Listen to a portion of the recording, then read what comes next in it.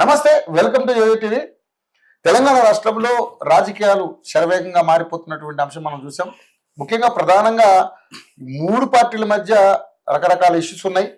కవిత గారు ఈ మధ్యనే తన అసమ్మతి జ్వాలని బయట పెడుతూ ఆవిడ బీఆర్ఎస్ పార్టీ నుంచి బయటకు వచ్చి అంత పని చేశారు. అటువంటి కార్యక్రమాలు కూడా జరుగుతూ ఉన్నాయి. అదేవిధంగా కాంగ్రెస్ పార్టీలో అంతర్గత ప్రజాస్వామ్యం ఎక్కువే అన్నట్టుగా అందులో రాజగోపాల్ రెడ్డి గారు కూడా తన యొక్క ప్రస్థానాన్ని కొనసాగిస్తూ ఉన్నారు. ఇక ముఖ్యంగా చూసుకుంటే బీజేపీ పార్టీ నుంచి రాజా సింగ్ను కూడా పక్కన పెట్టినట్టుగా, ఎందుకంటే ఆయన కూడా ఆ పార్టీలో ఉంటూ ఆ పార్టీని విభేదించే పరిస్థితికి వచ్చింది. సో రాజకీయాలన్నీ కూడా శరవేగంగా మారుతాయి. ముఖ్యంగా తెలంగాణ రాష్ట్రంలో రేవంత్ రెడ్డి గారు ముఖ్యమంత్రిగా కొనసాగుతున్న వేళ ఆయన టీఎస్ని టీజీగా మార్చడం, అదేవిధంగా తెలంగాణ తల్లి రూపురేఖలను కూడా మార్చడం, తల్లి విగ్రహాన్ని కొత్తగా రూపొందించడం చేశారు. సో అది చాలా మంది బీఆర్ఎస్ నాయకులు విభేదిస్తున్నటువంటి అంశం మనం చూస్తా ఉన్నాం. ముఖ్యంగా ఈ మధ్యకాలంలో జరిగినటువంటి అంశం ఏంటంటే, పాలకుర్తి నియోజకవర్గంలో ఏదైతే జూన్ 2వ తారీఖున ఓపెన్ చేయాల్సినటువంటి తెలంగాణ తల్లి విగ్రహం ఆ స్టేజ్ ఏదైతే ఉందో అది బీఆర్ఎస్ పార్టీకి సంబంధించినటువంటి నాయకులు కూల్చివేశారని దాంతో పెద్ద ఇష్యూ అక్కడ అయ్యిందంటూ కూడా రకరకాల వార్తలు వస్తా ఉన్నాయి. సో మరి పాలకుర్తి నియోజకవర్గంలో ఈ అంశాన్ని చాలా రాజకీయం చేస్తున్నటువంటి పరిస్థితి మనం చూస్తాం. దానికి మళ్ళీ దాన్ని కొత్తగా మళ్ళీ వాళ్ళంతా తయారు చేసి మళ్ళీ విగ్రహం ప్రతిష్ట చేయడం జరిగింది. సో ఏంటి అసలు రాజకీయాలు ఏ విధంగా ఉన్నాయనేది అంశాల మీద మనం మాట్లాడదాం.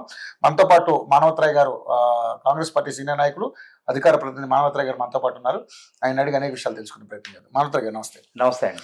మానవతరాయ్ గారు, రాజకీయాలు అంటే ముఖ్యంగా కాంగ్రెస్ పార్టీలో రేవంత్ రెడ్డి గారు ఒక అడుగు ముందుకేస్తుంటే 4 అడుగులు వెనక్కి లాగుతున్నారు.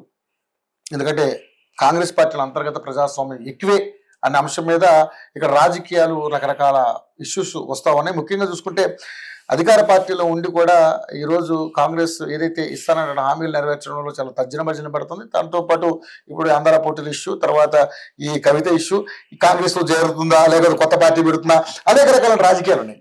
సో ఏంటి అసలు వీటన్నిటి మీద ఏం చెప్పాలనుకుంటున్నారు మీరు? ఎందుకంటే దాని తర్వాత పాలకుర్తి అంశం మీద మనం మాట్లాడదాం. ఇప్పుడు కవిత గారి అంశం చూసుకున్నట్లయితే అది పెద్ద నాటకం.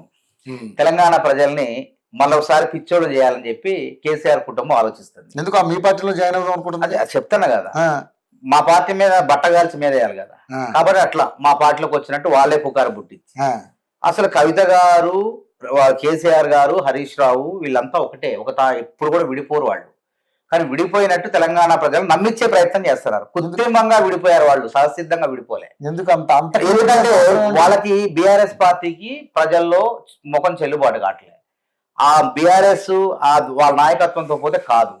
కాబట్టి ఏం చేయాలి, ఇంట్లో కుంపటి వచ్చినట్టు సృష్టించి విడిపోయినట్టు విడిపోయి రేపు తెలంగాణ కవిత గారితో ముందుకు పంపించేస్తే రేపు ఓటు బ్యాంక్ చేయటమా ఏదో ప్రయత్నం చేయాలి. దానివల్ల మాకు నష్టం లేదు, బీఆర్ఎస్ పార్టీ ఓటు బ్యాంకే చేరుతుంది. కాబట్టి కవిత గారిని ఒక వ్యూహాత్మకంగా వాళ్ళకై వాళ్ళు, అంటే మళ్ళీ కవిత చెప్తూనే ఉంది ఎట్లా రావాలో బయటికి ఉత్తగా రాకూడదుగా, బీజేపీ బీఆర్ఎస్ ఒకటే, అందువల్ల నేను బయటకు వస్తున్నా అది నచ్చకని చెప్తుంది. కానీ బీఆర్ఎస్, బీజేపీ, కవిత, హరీష్ రావు, కేటీఆర్ వీళ్ళంతా కూడా ఒక తానులోని గుడ్డ ముక్కలే. బీజేపీ పార్టీ ఏం చేస్తుందంటే ఎప్పుడు కూడా రాష్ట్రాల్లో ప్రాంతీయ పార్టీని ఉపయోగించుకోవచ్చు. కాంగ్రెస్ పార్టీని ఎదుగుదలను ఆపాలంటే ఒక ప్రాంతీయ పార్టీని ఉపయోగించుకుంటది. మహారాష్ట్రలో ఏక్నాథ్ షిండేని తయారు చేసింది. ఇప్పుడు ఆమెను అరెస్ట్ చేసి జైల్లో పెట్టినటువంటి, తిహార్ జైల్లో పెట్టినటువంటి బీజేపీ పార్టీని ఆమె సమర్థించే అవకాశం, అది కూడా నాటకీయ పరిణామాలే కదా. ఇప్పుడు ఆ రోజు మీరు చూడండి, ఇక రాజా సింగ్ చెప్తాడు ఇది వాస్తవం నిజమే అని. ఆ రోజు రాజగోపాల్ రెడ్డి గారు మునుగోడు ఎన్నికల్లో పోటీ చేసి ఓడిపోయిన తర్వాత కవితను మనం అసెంబ్లీ ఎలక్షన్ లో అరెస్ట్ చేయకపోతే బీజేపీ నమ్మలేడు, బీఆర్ఎస్ బీజేపీ ఒకటే అది సంకేతాలు పోతాయని ఆయన అన్నాడు. ఆయన తట్టుకోలేమో సొంత కొట్టుకు వచ్చిండు. తర్వాత కొండా విశ్వేశ్వరరెడ్డి గారిని కనుక్కోండి, మీరు ఇంటర్వ్యూ చేయండి, ఆయన చెప్తాడు. కొండా విశ్వేశ్వరరెడ్డి గారు కూడా ఏమంటాడంటే, కవితను మనం అసెంబ్లీ ఎన్నికలప్పుడు అరెస్ట్ చేయకపోతే తప్పుడు సంకేతాలు పోతాయి, మనం కేసీఆర్ మనం ఒకటే అయినటువంటి సంకేతాలు పోతాయి, ప్రజల్లో బీజేపీకి ఆదరణ ఉండదు అని చెప్పి స్పష్టంగా చెప్పిండు ఆయన. తర్వాత పార్లమెంట్ ఎన్నికలకి నష్ట నివారణ కోసం అరెస్ట్ చేశారు. తర్వాత వేరే అంశం, అది క్లియర్ గా అర్థమైపోయింది. కాబట్టి కవిత గారు కూడా ఏం చేయాలి, ఉత్తగా అట్లా బాణం వేసి అట్లా వేసేసి గాలి వేసి బయటకు వచ్చినట్టు నటిస్తారు. కానీ కవిత గారు బీజేపీ బీఆర్ఎస్ వదిలిన బాణం, వారు వదిలినటువంటి బాణమే కాంగ్రెస్ మీద ప్రయోగిస్తున్నారు. అంటే కొట్లాడతారు. అంటే వేరే వ్యక్తి కూడా మళ్ళీ వేరే వాడు ఎవడన్నా వాళ్ళ కుటుంబంలో హరీష్ రావు మేల్కోక ముందే కవితనే మేల్కొని ఇచ్చి నువ్వే పోమని ముందు పోతున్నావు, లేకపోతే నువ్వు పోతే హరీష్ రావు వచ్చి పార్టీ పెడతారు. అది చాలా తలనొప్పి మనకి. అని చెప్పి అట్లా కుట్రతో ప్రజల్ని తెలంగాణ ప్రజల్ని బురుడి కొట్టేయడం కోసం అంటే ఒక నాటకం హరీష్ రావును కూడా సైడ్ చేసే కార్యక్రమం ఉంది. హరీష్ రావు కూడా మరి హరీష్ రావు తేరుకొని పెడితే ఎట్లా బయట వ్యక్తి కదా, వీళ్ళంటే కుటుంబం.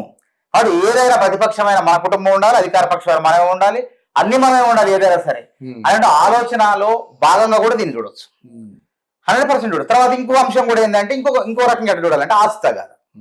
ఇప్పుడు ఇంట్లో ఎక్కడ రావు రమేష్ ఒక డైలాగ్ కొడతాడు సినిమాలో, శత్రువులు అంటే ఎక్కడో ఉండరు, మన అక్క చెల్లెల రూపంలో పక్కనే ఉంటారు అన్నాడు. అది వాస్తవమైంది, కవిత విషయంలో వాస్తవమైంది, షర్మిలా గారి విషయంలో కూడా వాస్తవమైంది కదా. అంటే అది షర్మిలా గారికి వీరికి తేడా ఉంది. షర్మిలా గారు మీద అవినీతి కేసులు లేవు, వారు జైలుకు పోరాదు, అన్న కోసం కష్టపడ్డ చెల్లికి ఏ పదవి వేయలేదు. కానీ ఇక్కడ ఎంపీ ఎమ్మెల్సీ అన్న ఇచ్చారు. కానీ షర్మిలా గారికి అన్యాయం జరిగింది. ఆ విధంగా తెలంగాణలో పార్టీ పెడతారంటే మా రక్తంగా కాంగ్రెస్ రక్తం కదా. కాబట్టి కాంగ్రెస్ అధిష్టానం జోక్యం చేసుకుని ఇట్లా నువ్వు చేయటం వల్ల నష్టం అవుతుందమ్మా, మన ఓటు బ్యాంకే చెబుతుంది, నువ్వు మన పార్టీ అక్కడ లేదు, ఆంధ్రప్రదేశ్లో తక్కువ ఉన్నది, అక్కడికి వెళ్ళి నువ్వు పార్టీని అభివృద్ధి చేయమంటే వారు కూడా అంగీకరించారు, ఎంతైనా కాంగ్రెస్ రక్తం కాబట్టి. అట్లా వారు అక్కడికి వెళ్ళిపోయారు. కానీ ఇక్కడ అట్లా కాదు కదా. ఈ దుకాణం ఓపెన్ చేయటం ఇవన్నీ చూస్తుంటే వ్యూహాత్మకంగా ఓహో ప్రజల్ని నమ్మేయడానికి మరోసారి మోసం చేయడానికి అనే ప్రయత్నం. కానీ ప్రజలు గొర్రెలు కాదండి, గుర్తుపెట్టుకోండి. నమ్మటానికి వీళ్ళ కుటుంబాలు ఎన్ని వేషాలు వేసినా ఎవరు నమ్మడు. అన్నేమో అమెరికాలో, చెల్లేమో తెలంగాణ హైదరాబాద్ లో బంజారాహిల్స్ లో ఖరీదైనటువంటి ఏరియాలో ఖరీదైన భవనంలో జాగృతి కార్యాలయం ఓపెన్ చేస్తే ప్రజలు నమ్మటానికి గొర్రెల తెలంగాణ ప్రజలు. వీళ్ళ నంబర్ ఎన్ని పగటి వేషాలు వేసినా, మొక్కు నేలకు రాసినా, కొంగ జపాలు చేసినా కేసీఆర్ కుటుంబ నాయకత్వాన్ని తెలంగాణ ప్రజలు అంగీకరించరు. వాళ్ళు మర్చిపోతారు త్వరలో. ఆ పార్టీ నామరూపాలు లేకుండా వాళ్ళు వ్యూహాత్మకంగా కవితను బయటికి పంపించకపోయినా ఏది చేసినా బీఆర్ఎస్ పార్టీకి అయితే తీవ్రమైన నష్టం వచ్చింది. అది ఇప్పట్లో కోలుకోలేదు, అది మాత్రం వాస్తవం. ఓకే.